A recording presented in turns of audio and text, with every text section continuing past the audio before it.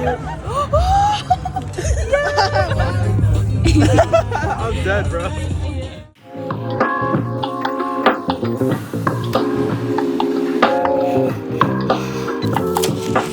Hi and welcome back. Today I'll be showing you how to make these super cute and easy temporary tattoos right at home. Designing my own tattoos has been on my list for a while now because I own a sticker vending machine and thought it'd be super cool to offer temporary tattoos as an option. Typically getting these tattoos manufactured would mean high minimum order quantities as well as a higher cost overall. Thankfully, I learned about tattoo paper and it's such a simple process that anyone can do it. So here's my process from start to finish. Let's go! I purchased a 10-pack of Sunny Scopa tattoo paper off Amazon. It's important to purchase the tattoo paper that is compatible with your printer. I have an Inkjet printer, so I bought Inkjet tattoo paper. I'll be utilizing my Cricut Explorer 3 to cut out my designs later. This is not required, but it's certainly helpful if you want to make large batches of tattoos and want to save time. And finally, you need a printer. I have an Epson EcoTank 2720. To design my tattoos, I use my iPad and Procreate to draw my designs.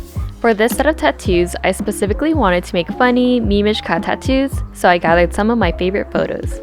I start by placing the photo on my artboard in Procreate and I lower the opacity of the image so I can trace over it. For my sketching phase, I use a dry brush in Procreate. Once I'm satisfied with how it looks, I switch over to the monoline brush and trace over my sketch on a separate layer.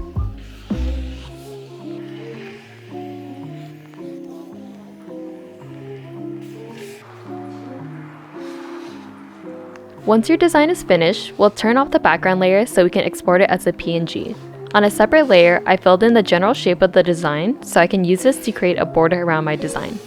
With this border, my Cricut will know to cut around the design. Here's a flip through of all the designs I created. As mentioned earlier, we'll be making a border around the design, so let's copy and paste my PNGs into Adobe Illustrator.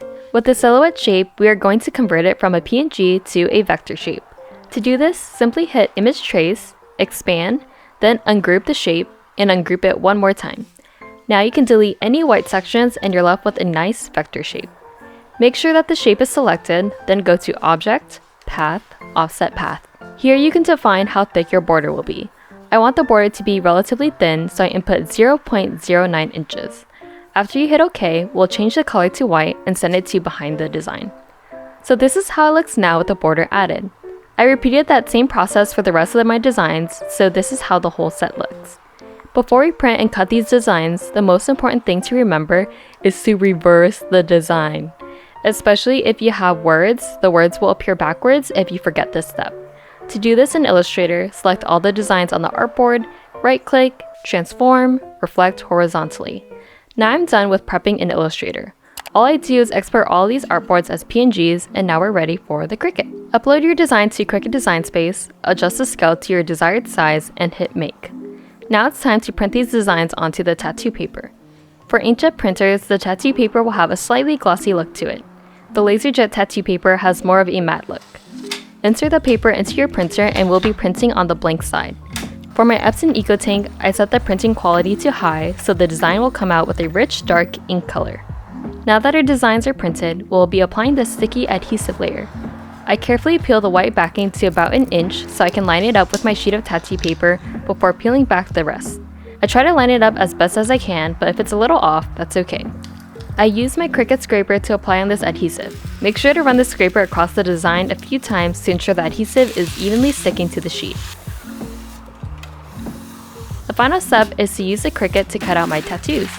If you don't have a Cricut, you can simply cut around your design with a pair of scissors. I would recommend using a pair of scissors that is small and sharp so you can make precise cuts around the design. My Cricut is rather helpful for making big batches of tattoos like today, but definitely drives me nuts when the cut lines are inaccurate. Thankfully, it was being nice today and I was satisfied with the cuts I got.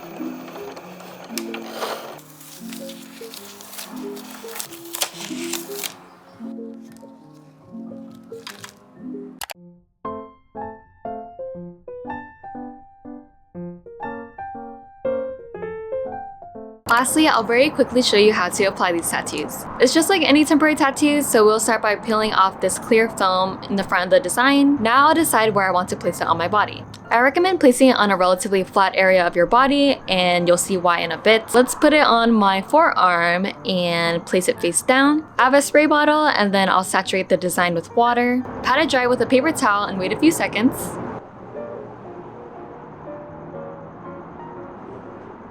And then the final reveal. Ta-da! I would say for a homemade tattoo, the quality is pretty amazing, but my only complaint is that the tattoo is essentially a big piece of film, so depending on where you put it on your body, the design will scrunch up a bit. Overall, I would rate this tattoo paper a 9 out of 10 because it's so easy to use, you can make a few tattoos based on your needs, and it's relatively inexpensive to make. I hope you found this tutorial helpful and give this a try for yourself. If you have any questions, feel free to comment them down below, and I'll see you guys in the next video. Bye!